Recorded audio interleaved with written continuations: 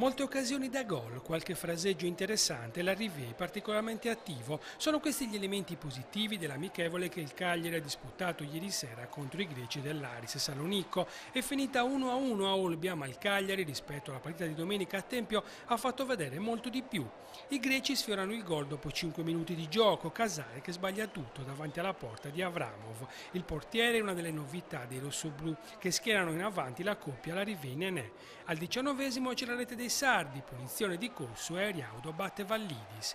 Il Cagliari insiste, al 24esimo è pericoloso con Agostini, Nenè potrebbe fare meglio al 28esimo, poi Larivei diventa il protagonista della gara, l'attaccante sfiora il raddoppio al 32esimo e al 35esimo, i greci pareggiano con Soltani al quinto della ripresa, Casale che come aveva fatto nel primo tempo sbaglia in area, al 24esimo Donadoni fa entrare Ibarbo, per chiudere c'è da segnalare il cross di Corso e l'ultimo tentativo di Nenè.